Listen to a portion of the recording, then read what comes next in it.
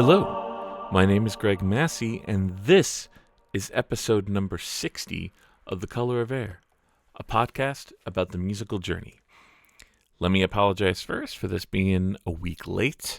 I was traveling for my work last week, and, life gets in the way sometimes, and I wasn't able to get the episode prepped ahead of time.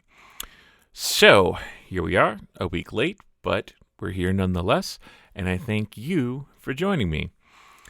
So, for this episode, in the month of March, actually, I decided I wanted to focus in on musicians who, in addition to being incredible performers, incredible composers, are also innovators in terms of the instruments that they use. And to that end, this episode, I'm featuring the interview I did with Mark Deutsch, who is the creator of the Bazantar.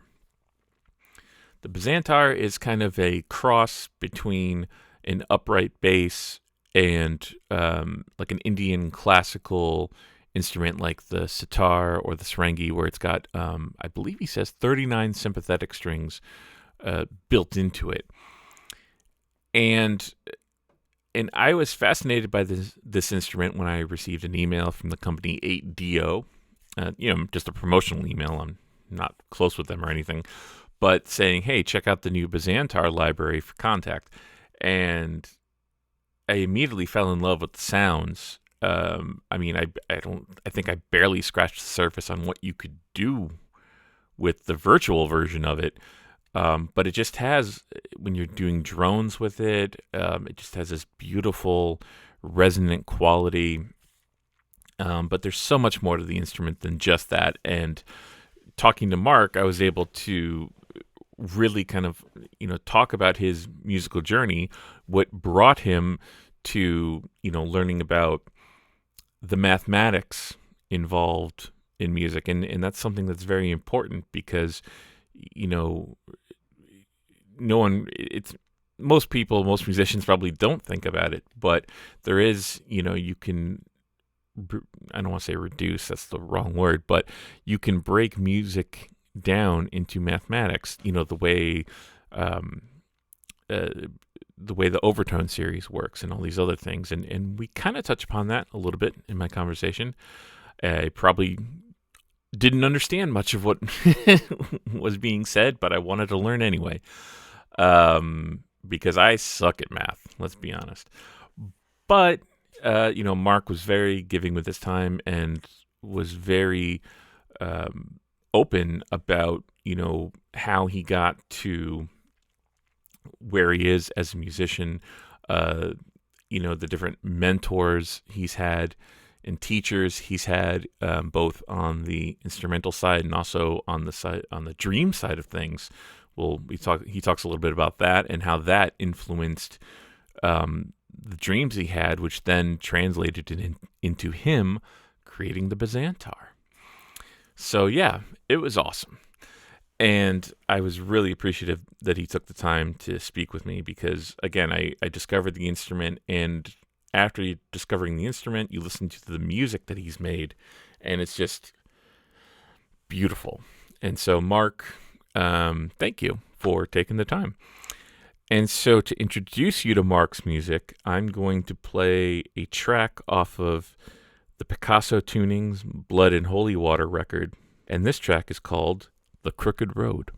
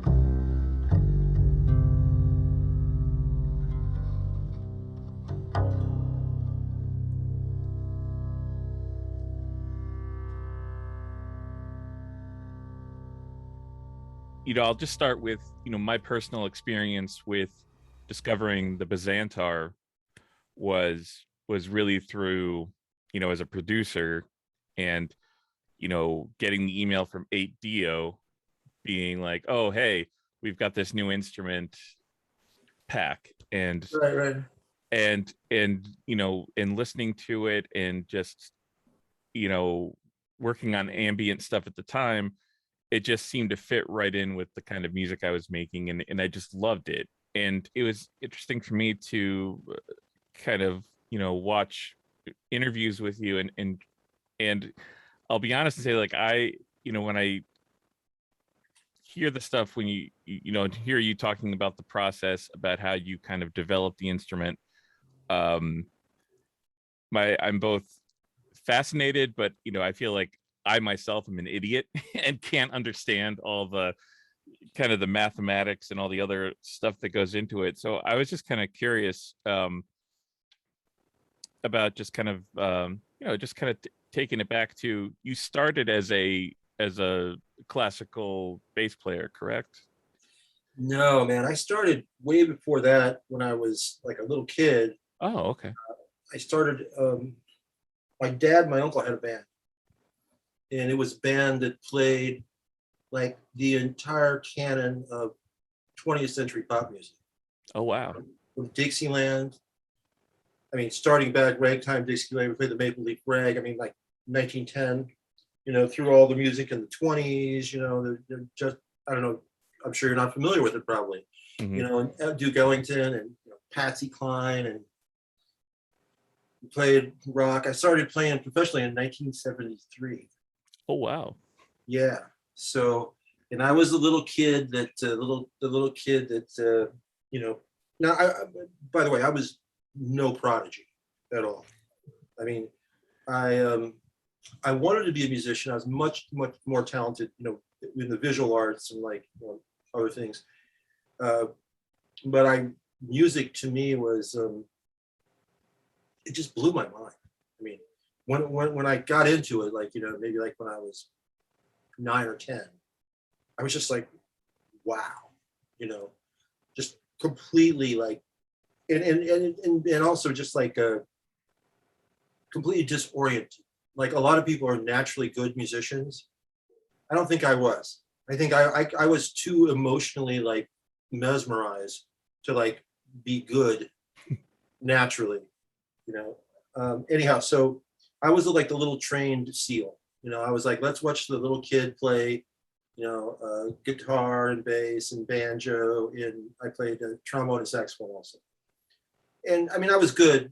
I'm good. My strengths are I'm creative, and I'm super analytical, and I'm very determined. You know, but the things that most good musicians have, which is a good sense of time and a good sense of pitch, I had to build that. Right. Okay. I had to construct that. I didn't naturally have that, but I had like lots of friends that played, and yeah, so I started playing gigs a lot when I was 12, and so I did that, and I was a pretty virtuosic electric bass player by the time I was like 15 or 16. Jaco Pastorius, I don't know if you're familiar with him. Oh, yeah. I was like into, we're talking the 70s, so I was into like, I went from like Jimi Hendrix and Led Zeppelin to Weather Report. Right. Yes, and stuff like that. And, so I was I could play guitar and other instruments and stuff, but I focused on the bass. And Jaco Pastorius, it was weird because I was so like blown away by his playing that I couldn't stop sounding like him. Oh, yeah. Yeah. Which was cool. People were like, "Oh, you're great. You sound like Jaco Pastorius." And I was kind of progressing, out of like electronic music into more into mainstream jazz, and I was listening to like really wild. I was the kind of kid that would listen to the weirdest music. I'd go to the library and pick out the Milton Babbitt and the weirdest jazz, or and I was exploring, and so I was listening to Stravinsky and all this stuff, and smoking weed, and like just trying to freak myself out as much as possible with interesting music. I was going beyond like Yes, Yeah. Gates of Delirium or whatever that was, but that's what was, or Emerson, Lake and Palmer, or whatever was the most avant-garde rock music you could find. So I was a really good electric bass player, but I was getting more into acoustic music, and I wanted to play, like, I was getting into like real straight ahead jazz kind of thing, or bebop, or heavy, avant-garde stuff. And I was also bummed out that I couldn't stop sounding like Jaco Pastorius. It's like all my ideas were like his ideas. Yeah. They were like, oh, that's a better idea than I have. And it really bothered me. So I decided I wanted to play acoustic bass, which I really sucked at. It's a very hard instrument. It's not like any of the other instruments. It wasn't like, guitar, or, it was like, putting 3 notes together in a row that don't sound bad is a miracle, Yeah. So most bass players, kind of sound like they're moving furniture, or like this, if they're playing solo. Right. Yeah. So that was disturbing. I wanted to play acoustic bass, and I wanted to play with a bow. It's weird, I saw this movie Young Frankenstein when I was a kid. Oh yeah. There was a violist, I think, playing in some scene this with the bow. And I mean, it was a comedy or whatever, but the sound, I was like, oh my God, that's beautiful. And then I was into Jethro Tull, and they used strings in a way that were really beautiful. I mean, not cheesy, like they actually worked, And I was like, oh man, that low cello, that's beautiful. I love that. So I wanted to play with the bow, but I had no intention of becoming a classical musician. That was okay. not my goal. My goal was to learn how to play the bass well and go study classical music. I couldn't read notes very well. I mean, I could read, like I could read, but I was a machine if you put a fake chart in front of me. I basically, any fake chart. I mean, because I basically grew up, we had 3,500 tunes in our library in my dad's band. And I mean, I played tunes. I sight read fake charts like better than I could read, read words. But I couldn't really read notes, like couldn't sight read. I couldn't read in time. Anyhow, so I went to study classical music, and I was terrible. I was really terrible. But this guy in the St. Louis Symphony heard me, and I was game. Like he came to this college I was at. And there was not a good bass teacher there, and whatever.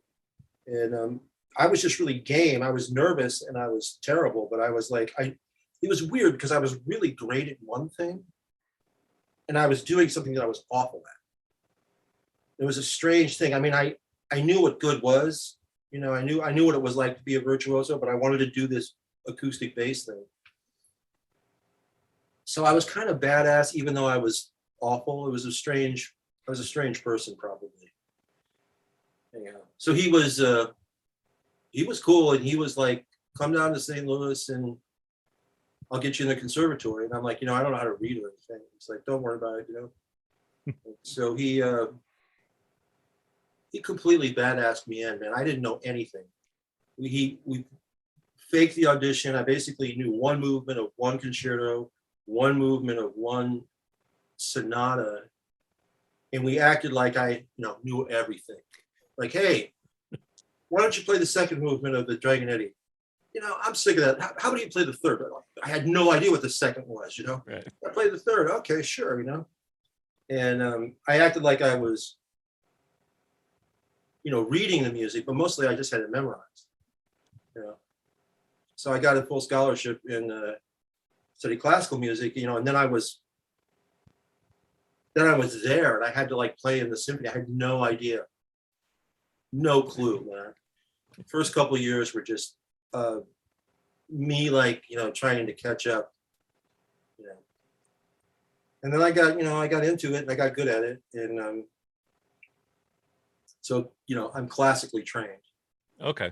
And I played in the symphony for years, Oh, okay. but only part. I was when I played in the symphony, I was also doing jazz gigs and sitar gigs and blues gigs and funk gigs. And I was basically the high-priced hooker. Like whatever you want, because I was just trying to make a living. Yeah. Wow. Well, that's cool to know, because I know because it's something that's always fascinated me just from people I've been in bands with too, are when they come from a classical background, where they start in a classical background and then you throw them into a more, I don't want to say avant-garde, but improv kind of vibe. That they have a struggle with that. But obviously you came from the different you started off that way. So yeah, trying to get a classical cat to improvise. Yeah. It's like you might as well just give him a pill that says anxiety. Just yeah. Yeah, they have a panic attack. I had oh no kidding. Yeah. And so when so what kind of led you to kind of getting into more of the mathematics, the frequencies, the stuff that I probably can't understand, but that aspect of music, like how do you go from what you were doing to that aspect? Right. That's well, it's interesting. I never took, I went to high school back in the 70s where they still had like tons of like music classes and stuff. Mm-hmm.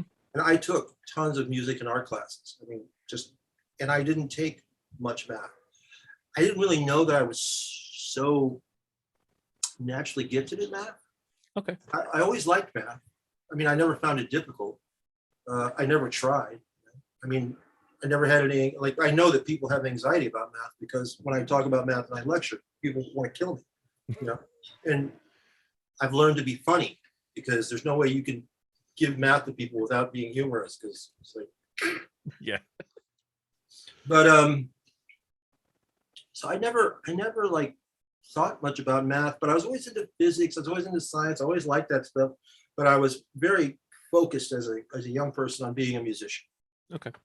I knew I was great at art and I could always do that, but I wanted to be a musician. I'm a super introvert, and if I kind of felt like if I was going to be an artist, I would never meet anybody. I would just, and so musician, and I love music. Even if I wasn't like as talented at that as I was at art, I was like, I love this. How I got into the math thing, well, it's weird. I was kind of into the mystical aspect of physics, the dancing woolly math. This is old stuff. I mean, there's a bunch more cool stuff, but the dancing woolly masters and different kind of quantum mechanics stuff back like when I was in my 20s. I was just kind of into that. Oh wow, the universe, everything is cool, science. But I ended up studying with Ustad Imran Khan, who was the foremost Serbahar player of his time, and he was the brother of Velayat Khan, who was one of the three, gods of the 20th century sitar, Nikolai Banerjee, Ravi Shankar, and Velayat Khan. Well, his younger brother was this dude, Emrah Khan, and in my opinion, he was like, I heard him play at a party. I heard him play on a record at a party when I was at the conservatory, and I was playing like avant-garde jazz and avant-garde classical music and this like really intense out there stuff. And it was before I was really trying to make a living. I was just playing the most deep, heavy shit I could play. And I was at this party, and I think I got down on some really intense weed. I got really neurotic, and I was like really introverted. Like everything seemed weird to me then.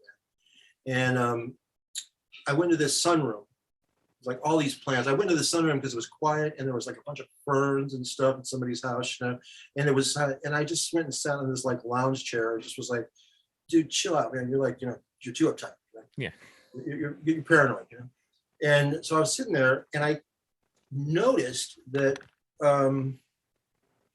Eventually, I noticed that there was this sound, and it was like the most amazing, cosmic, soothing yet not like new age soothing, not like catatonic, not like making me want to throw my head through a brick wall, kind of like, ugh, but this like deep, earthy, cosmic, amazing, just, it was like my whole nervous system said, this is what I want. This is totally what I want. My mind was like, oh, there's only 5 notes in this scale. This is super slow. This guy's playing slower than I've ever thought, even considered playing in my whole life. It's like, holding a note forever, and then, and I was completely blown away. I mean, I was sitting there by myself, way too high on something, and listening to this stuff, and my whole body was going, yeah, motherfucker, yeah, man. And my brain was going, yeah, but it's like, no, chromatic, nothing this, nothing that, there's nothing, it's not that smart, my whole thing is that this is the coolest shit I've ever heard. So I went out and I bought a sitar. I thought it was a sitar, it was a Serberhart, and it was this guy that ended up being my teacher. I'm giving you a super long answer to your question. That's okay. Probably hard. Oh, that's totally fine. Yeah. So I was like, the music terrified me because I couldn't imagine myself playing that slow and not, just crashing and burning. I mean, it was so amazingly slow and cosmic, and it just held my attention in a way that was completely different than the hardcore bebop stuff I was doing, or the avant-garde classical, or whatever.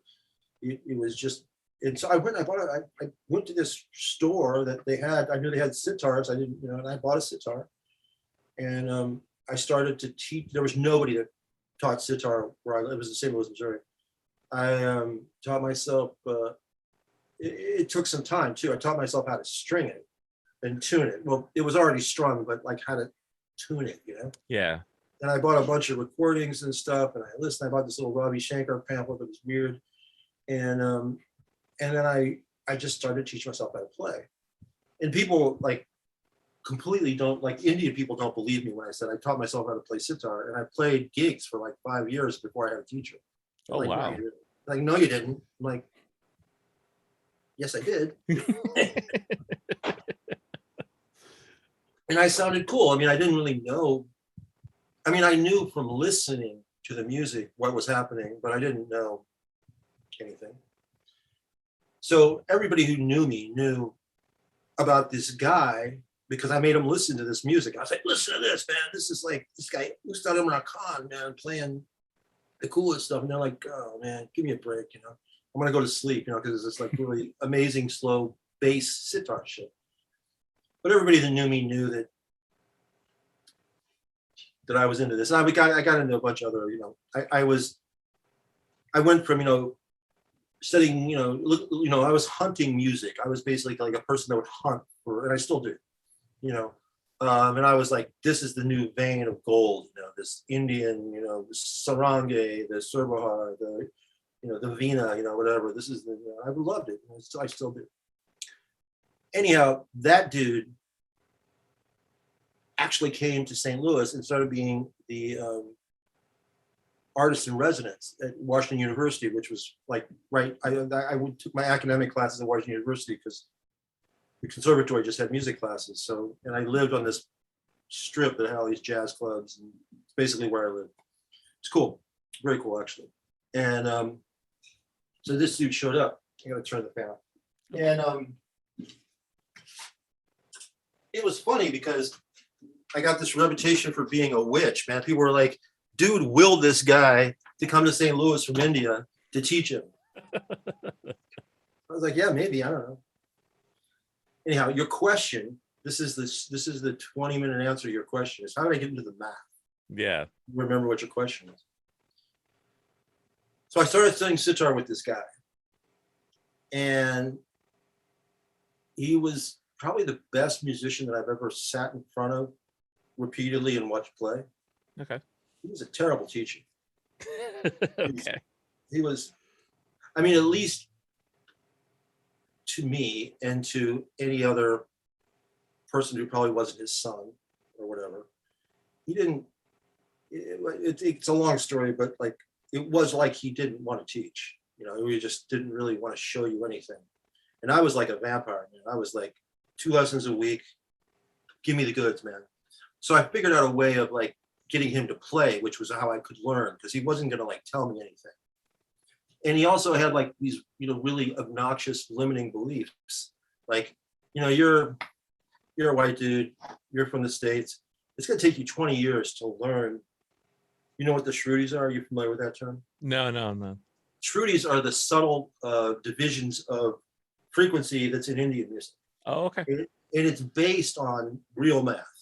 I don't want to I can get really super complicated, but maybe I shouldn't. It's like the Western thing is it's like your clock. It's like when you look at a clock, it's 12 equal divisions, which is basically based on an irrational number. It's based on a 12th root of 2. It has nothing to do with like how nature divides sound. And then every other like system, like the Chinese system, is based on the first new harmonic that comes out, which is basically 3, the factor of 3. I'm an expert in tuning systems and the hardcore math that goes into it. Okay. So the Shrutis is like based on the first 2 primes, which is 3 and 5. There's a still point. It's basically put together the same way the solar system is put together. Okay. Where all the planets are in resonant frequencies with the sun. The planets don't line up in it. They don't orientate themselves in a place that's out of resonance, because if they did, they would either go into the sun or they would go out of the universe. But everything in nature works like that. Like the way plants grow, the Fibonacci series, the golden mean. You familiar with any of those terms? Yep. Mm-hmm. Yeah. All that stuff is cool. And I'm super into that. And I'm super into it, like how it works in music, but then how that connects with everything, quantum mechanics and physics and all that stuff. It's super, super cool. But in the beginning, I was just really annoyed with my teacher for telling me that it would take me 20 years to learn where those subtle vibrations were. And I kept asking him, well, how do you know, how do you find them? And he would say, oh, just go into the heart of the note. I'm like, I'm sorry, but that's not good enough. Yeah. Just go into the heart of the note. Well, he grew up in India with his brother, who was like this super tyrant, legendary, like jerk, teaching him, telling him, no, the note's there. And your nervous system can hear where these notes are if you just, but if you hear temperate all the time, you're kind of like, if you hear like piano all the time, it's hard to hear where those vibrations are. So what he was saying, it would take 20 years, I just didn't like that it was such a limiting belief. He's like putting this on me that's going to take me forever to learn this stuff. I'm like, I don't really necessarily want it to take forever. I would like to learn it faster than forever. Yeah. Or 20 years. 20 years was basically forever to me. So I found this book. It's not this book, but this other guy's book. This French guy, I don't know how you say his name, Alain Dalou, whatever. I found this book and had all this information in it. And I found another friend of mine who was a mathematician, scientist, guy that worked with sonar. So he was into frequencies and stuff. And he was very crazy. And together with him and that book, I decoded where all the Shrutis were and how to put them in. Where's my tuner? Oh, this tuner is from the 80s, but it's programmable and I still use it. And so I got into the math. And in about 2 weeks, I had programmed these vibrations, the Shrutis, into this tuner, and then I could hear where they were, or this little needle would say, oh, that's where they are, or I could have it play where they are, or I could tune my instrument a whole bunch of ways, and I just practiced. I was like a maniac practicing. Like I always have practiced a lot. I'm into what I do. And I never explained to Emrod why I was able to hit the Shrutis in about 2 weeks instead of 20 years. But he did kind of say I was scary to teach. So.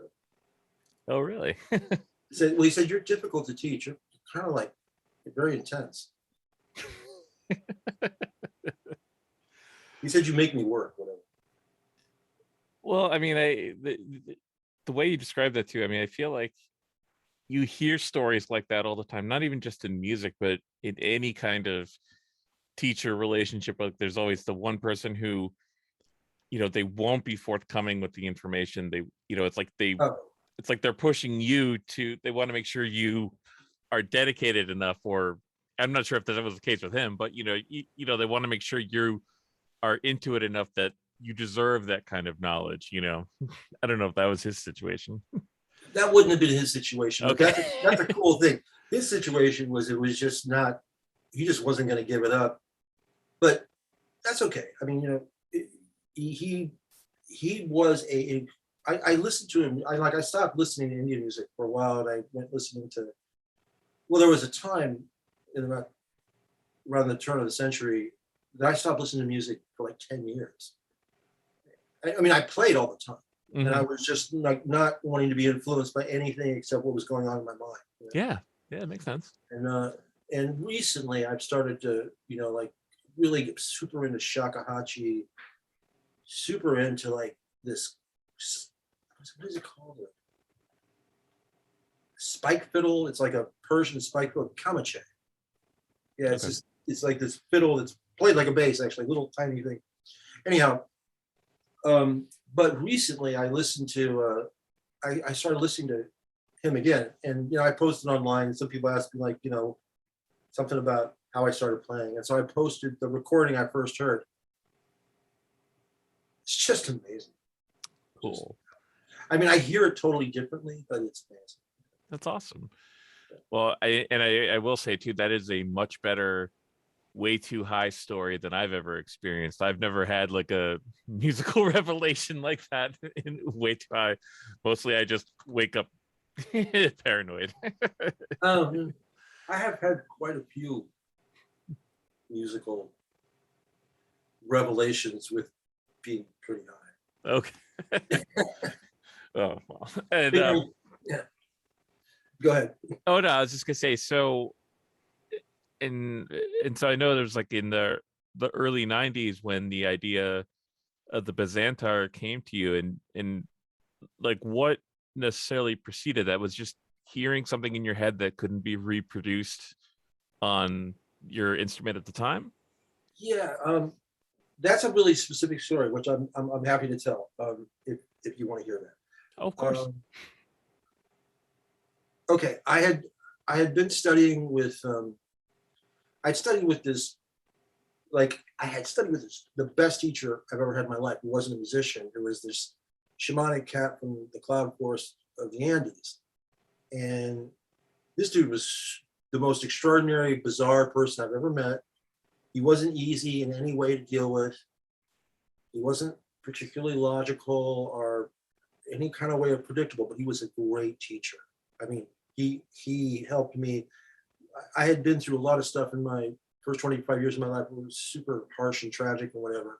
And if I hadn't like met this guy, my life would be very different, you know. He was. If I tell you about him, you'll think, oh, he's a jerk, but he was really not. I mean, he was a jerk, but he was an amazing teacher. Whereas, like my sitar teacher was kind of a jerk, but he, was a great player, but he wasn't a great teacher. Anyhow, I had studied dreaming intensely with this guy, and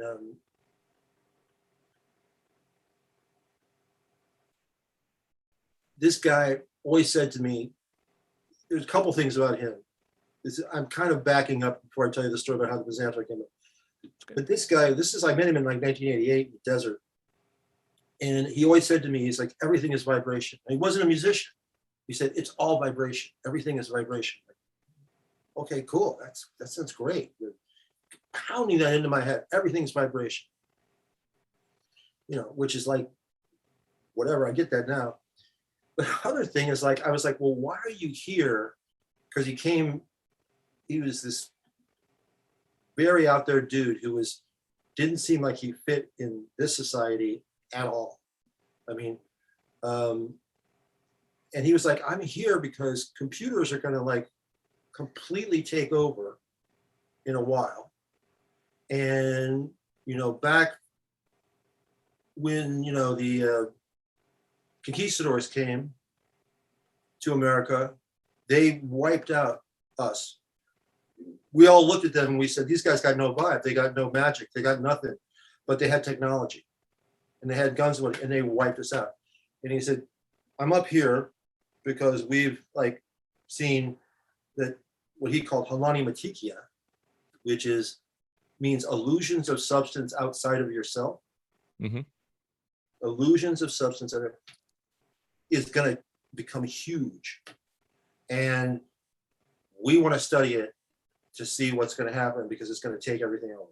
And I was like, oh, computers. I don't know anything about computers. But, you know, the internet. This was even before the internet. This was like 1988. Yeah. So that was his thing. And so he was up here for like a while, and then he disappeared. But he was my teacher while he was up here. He was amazing. So he taught me a lot about dreaming.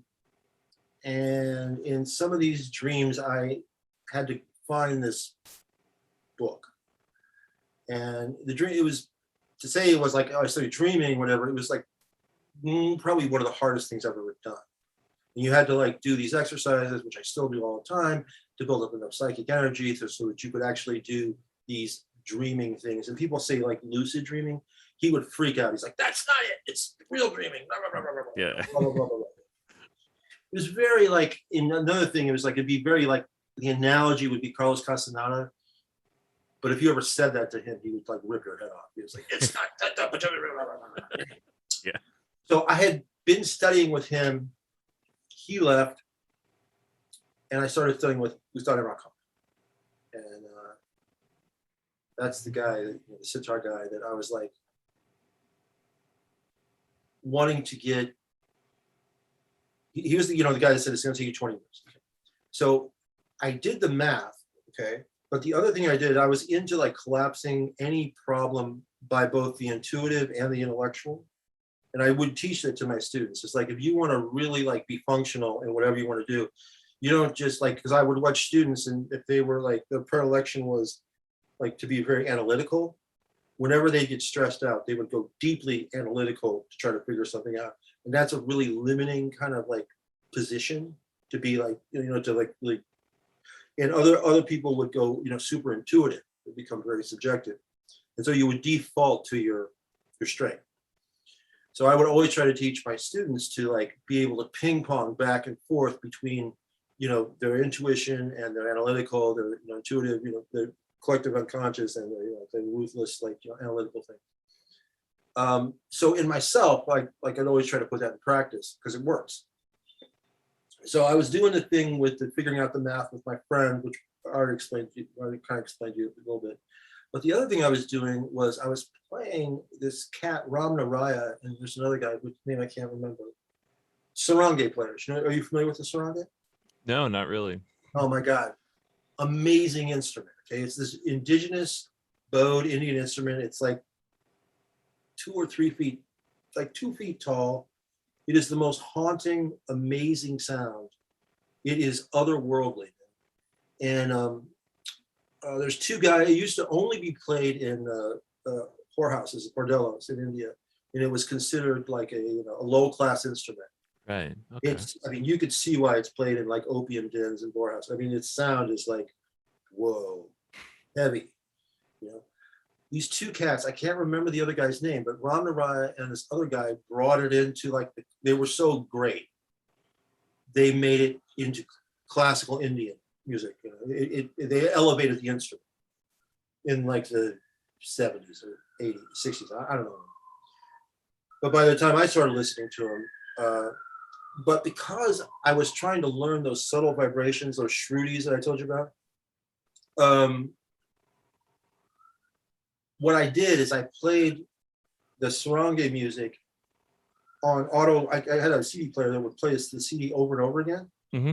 Can't find those anymore. Can't find CD players at all. But anyhow, I play these CDs over and over again so that my intuition would hear the vibrations, and then the analytical part of me, was doing the math and putting them in the tuner and whatever, because I wanted to be able to play those vibrations that I heard in Indian music that were so amazing to me. And this was the quickest way that I could do it.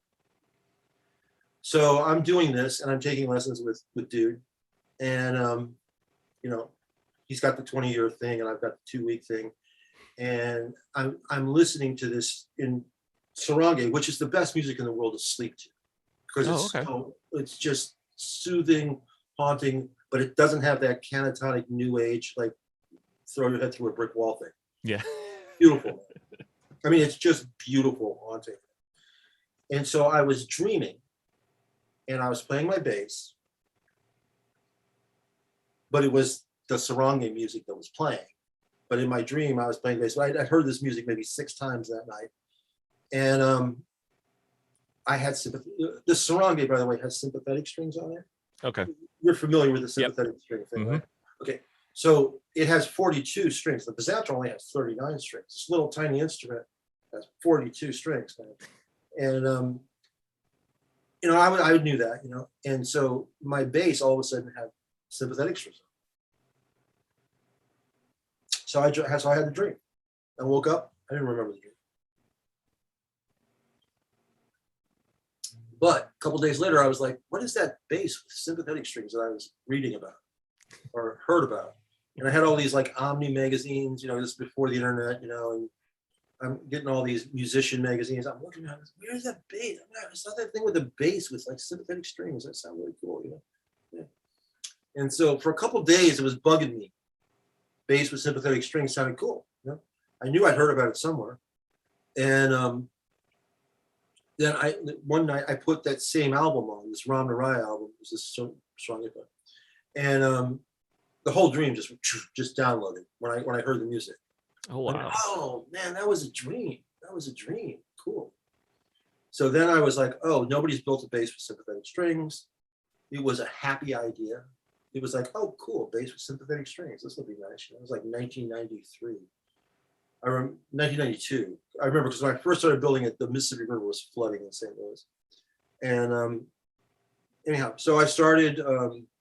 Took me 6 months to think that I was the kind of guy that could build something, because I'd never been interested in building anything. And then that started this really long process of, first I hired people who charged me a ton of money for awful work that I know they didn't believe in what I was saying. And I ended up like redoing their work. And I was kind of good at it, Oh, wow. Yeah. And the weirdest thing about the Bazantar, well, not the weirdest, but one of the weirder things about the Bazantar is how latently good I am at like making stuff. It's like I never made stuff, and the Bazantar, it's I made a prototype, and then I made the Bazantar, and it's it's super well, and it works really well. I mean, the weirdest thing about the Bazantar is that when I was finally done with it, and it was this epic kind of death march of like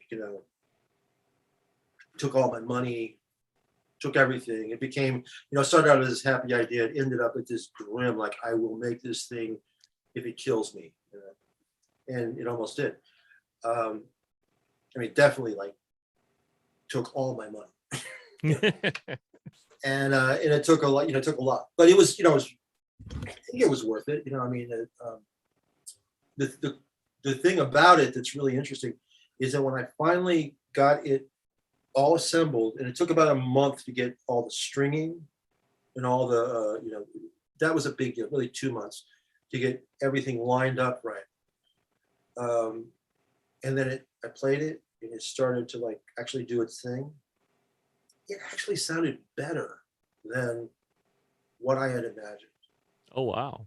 Yeah. Oh, wow. No shit, man. I was like, this is not, I didn't imagine this. I mean, this is like a Tibetan choir, like, coming back at me.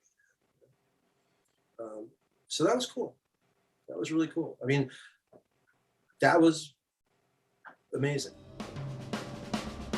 I just want to jump in to say thank you for listening, and here are the ways that you can support us.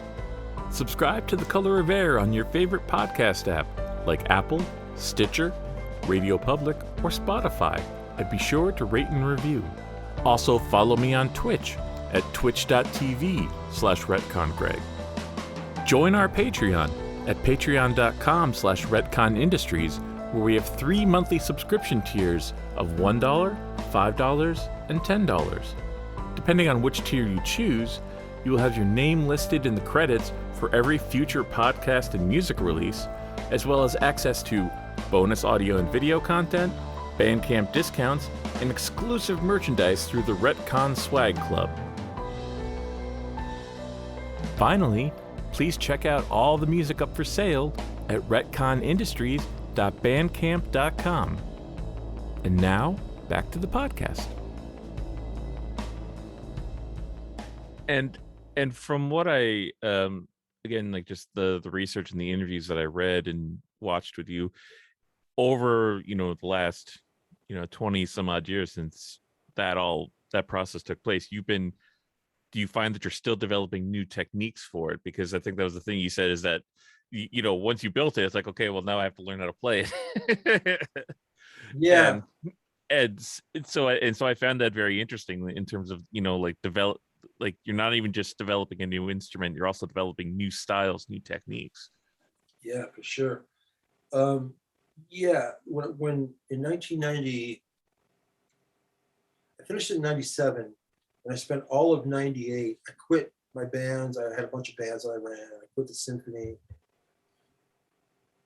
I quit everything because I did a couple recordings before I quit everything. And I was horrified at my approach. The instrument was cool, it did all this stuff, but my approach was like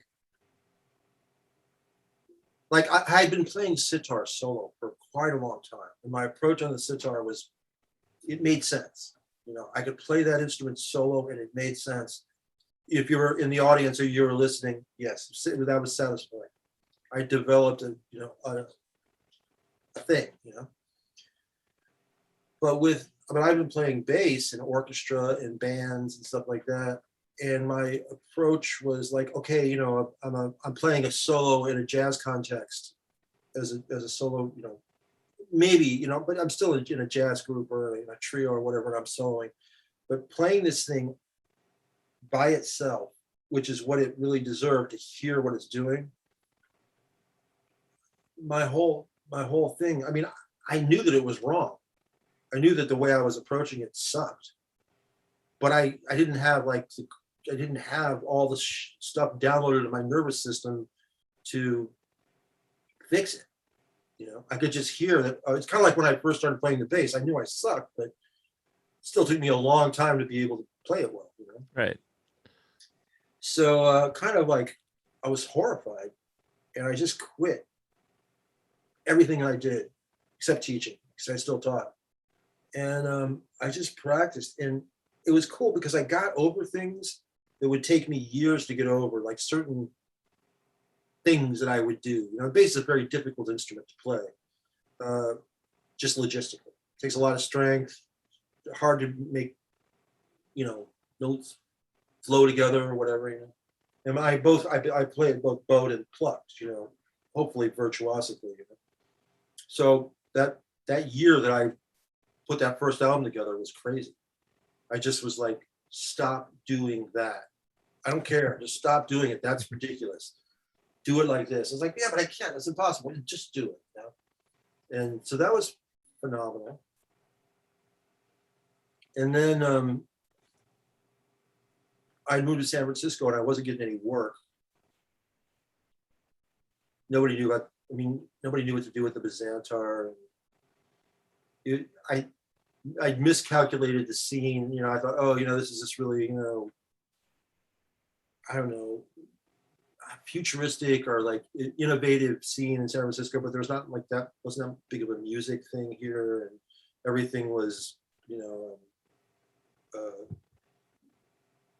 people on keyboards and stuff. I'm on computers and stuff. Yeah. So I just kind of freaked. I started an organic produce business to make a living, and I just did the craziest thing where I retuned my instrument and restrung it so that all these harmonics. For every piece I recorded on the Picasso tunes, which is the big 4-hour thing that I put together. It's I've restrung and I completely tune the instrument in crazy ways and stuff to get these beautiful scales out and harmonics, and then learn to play the instrument in a normal way too. So that was a whole relearning like radical, crazy relearning. And then now I'm into something completely different. Go on. Yeah. So now for the last 3 years, I've been pretty cloistered working on, and it's just starting to like, what I'm doing is just starting to bear fruit in a way that I really like. Yeah. I'm listening to a lot of oud players. Oh yeah. Yeah. Oh, I want a nude so bad. Yeah, me too. Yeah. And tar, if you're familiar with tar, No. Persian instrument. So I dig the Persians, man. It's like I dig their Yeah. whole this really. I got a lot of Persian friends. Oh, interesting. I'll tell you this, but I'll finish what I'm saying. Yeah, I mean, this spike fiddle thing called the Kameche. There's something about Persian, Iraqi, that area of musicians, and this is just my phase in life right now. You know, I'm also really into Japanese shakuhachi players too, but they just really speak to me, of like what I relate to. And since I am listening to music again, that's the kind of music that's inspiring me, and it's inspiring this technique that I'm doing. This technique is kind of technical, but I'm basically both of my techniques. You know how your thumb, Mm-hmm. I don't know if you play an instrument or not, but your thumb is like kind of the thing that anchors. You play with your fingers, but your thumb is kind of what anchors. Yeah, definitely. I'm making my thumb the dominant digit. Oh wow, okay. Yeah, bass is big, man. And if I got the dominant digit, it's like this huge space here. Mm-hmm. And so you can start to run different scales and stuff. And then having as my dominant digit with my right hand becomes this whole other plucking thing that's very. I'm also listening to a lot of West African drumming. Oh, so doing cool. a lot of this, like, kind of, polyrhythm thing. Not that I'm good at it, but I'm very interested in it. Right. I know what you mean. It's very inspiring. And the West African sort of Mali style guitar and the Moroccan trance. I love the gimbri. I don't know if I'm saying it right. No, and the way you describe that, I mean, correct me if I'm wrong. It's maybe just my interpretation of it, but it almost sounds like, the Bazantar and the music you're making of that. It's like, it's more about you finding this, I don't want to say authentic, but like you're finding, you're finding yourself in the instrument, and it's helping you kind of communicate on this deeper level. I don't know if that's the way you perceive it. Well, no, that sounds completely valid. I mean, that's there's a kaleidoscopic amount of like stuff going on in my mind about music, but that's what you just said is not invalid at all. I mean, my whole, I could have been a jazz bass player. I could have been a traditional sitar player, right? I mean, I had the skill if I wanted, could definitely have been a classical bassist. There's nothing wrong with any of that. That's all good. I don't hear, like, I love jazz. I love the intellectual challenge of playing changes, but I don't actually hear it in my head. I don't. I mean, I like it, but I don't like it that much. Right. I don't dislike it, but it emotionally, it doesn't hit me like really, like, doesn't really throb on me. Jazz, that's cool. I like listening to it. It's cool, but and there's a lot of great players that can play bass and play jazz, so let them do that. Sitar, I'm not an Indian dude. I mean, I love it. Obviously I love the music, and I could try to be a sitar player, but let them do it. And classical music, well, that's great. I love classical music. I love the epic. I love but man, without being able to improvise, I'm dead. Yeah. My soul's dead. Yeah. I mean, when I play classical music, I did it as a adjunct to the rest of my life. Because I like that. So yeah, it's like I'm trying to play something. There's a space, or I'm trying to make space for whatever. It's. I always feel like I'm like opening up a door to a room that has no floor and no lights. And I'm like, okay, every step I take, I'm trying to make like territory. I Yeah, don't know if that makes any sense or not. I think so. Yeah. It's like there's no actual genre for what I do. Yeah. And I definitely don't do new age. Yeah. I know. I can tell. Um, Yeah. yeah. I mean, I think it's someone, like, myself and friends of mine. I mean, we've always kind of been into quote on or like thought like, oh, we want to look into new age and stuff like that. But I know exactly what you mean. There is such a difference, like it's to me, like when I listen to your music, I don't hear it as a new age music, and I think, like some people, because I think like, I don't know, new age music has, like you said, there's that aspect to it that makes you want to put your head through a wall. And I agree completely with that. But I mean, I just love the music. I mean, I went through Fool, and I went through I don't think I've listened to all of the Picasso tunings records, but I'm making my way through them slowly, and it just, I don't know, I don't know how to describe it, but I love it. If that makes any sense. Well, yeah. I obviously appreciate that. It's based. Well, let's talk about the new age music just for a minute. I don't want to make a bunch of enemies on this thing, but there's a couple things about. I'm just going to talk about one thing about it. I'm not going to talk about the music and that it's supposed to be spiritual, but it's like the vibrations are not aligned. Blah blah blah blah. Leave that alone. And then this is not all. This is just one pet peeve that drives me nuts, man. It's like the ambience. Ambience is where the instrument is in space. Mm-hmm. Okay, like it's in a little jazz club. It's in a box. It's got super dry. It's in the Grand Canyon. It's in a cathedral. It's like in a church. It's like whatever. So much of new age music, it's like each instrument is in a different space, and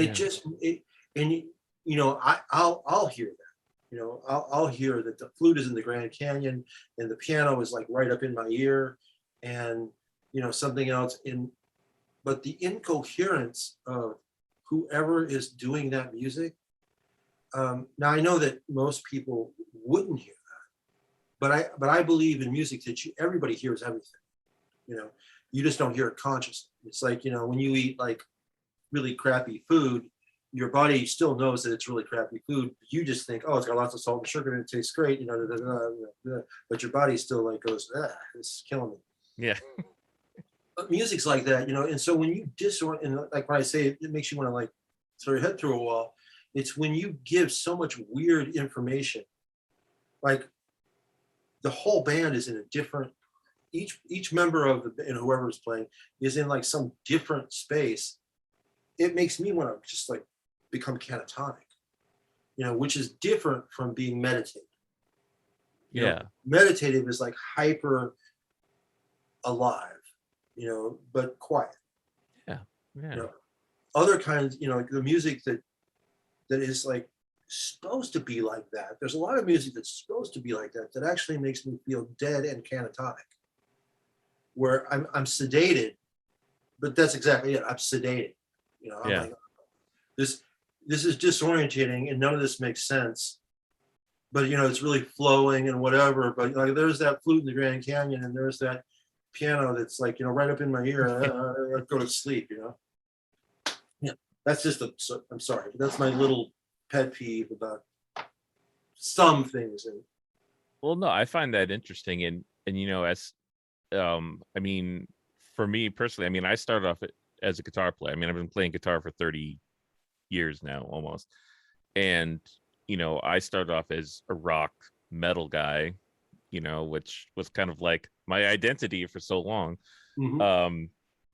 And I found that during especially with the pandemic and everything, I found myself really trying to do, for lack of a better term, but like for do ambient or some sort of quieter and stuff, and hearing the way you're talking about it is making me think, okay, well, that's actually a good point that I never really considered, because I feel like when you're producing stuff, you're just like, oh well, I like the way reverb sounds on everything, so I'm just going to throw reverb on everything. But but there's a nuance to it, like you said, like, so it's not getting these different, like you said, the different vibes like clashing with each other. So it's Yeah, actually making me think, making me want to think more about how I'm doing this. it's a small, it's one of the small things. There's like I could go on, but I'm not going to go on shitting on new age music, because the thing about that is, even though I said there is some really fantastic music that goes under that label. Yes, yeah, There's definitely. great music. I'm and I go under that label. I mean, people put my music under that label, or world, or I don't know what my label is, but it's whatever it is. So it's not everything. It's just the sort of banal, insipid, dribbly thing. Yeah, yeah. But the incoherence of the ambience is a thing that I always like. It just gets on my nerves. Well, see, now I know, and so as I'm writing music, I'm like, all right, I want to make music that's not going to get on Mark's nerves. I think that's that's something good to keep in mind when I'm writing. I think if you want to listen to a bunch of people, if you want to feel like you're listening to I mean, maybe people don't, but if you want to feel like you're in a space, if that space is 7 different spaces, the thing about it is, it does bring about a certain sedation, because it's like hypnosis. It's like you bring up this like incoherence and your brain shuts down. Yeah. And it's like, it does work, but it works more. It's more catatonic than meditating. All right, that's awesome. Well, wow, the hour flew by, Mark, and this was exactly what I was hoping it would be. Oh, I'm glad. Thank you.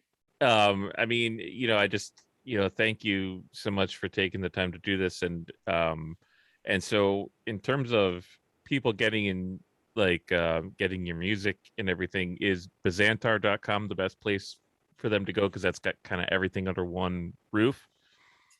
That's my website, which I need to. I've been negligent of. I mean, if you want to get my music, go to Bandcamp. Okay. My Facebook page has probably got more activity, and then I have a YouTube channel. And actually, my YouTube channel is cool because during the pandemic, during the first part of the pandemic, I couldn't tour anything, so I started doing videos. Mm-hmm. So I've got pretty many videos. It's like Mark Deutsch Bazantar. Okay. Is my YouTube channel, and then if you sign up, eventually I'll get it'll become monetized, so that would be cool. I stopped putting videos out after this technique. I started really working on this technique, and I'm like, I'm not going to put anything out until this technique is at a certain level. So there's a YouTube channel, and if you want to buy my stuff, go to Bandcamp. I'm on Amazon, but go to Bandcamp. Yeah. Yeah. I always feel like that's the default for most people. It's like, yeah, you can find it here, but go to Bandcamp. My website, I have to like pay attention to, which I haven't for a long time, but you can go there. There's like stuff about me on it. Yeah. My Facebook page and whatever. All right. Well, cool. Thank you again, Mark. And, yeah, just thanks. This has been really cool. And discovering your music was a really cool thing for me over the last year. So it was really a pleasure to get a chance to talk with you, even if I don't necessarily understand all the the intellectual stuff. The bottom line is your music resonates with me, and I appreciate it. And I really enjoyed the chance to talk to you. Well, thank you very much. And by the way, that's what's important, what you just said. It doesn't matter about the intellectual stuff. It's how the music makes you. I mean, that's all I care about.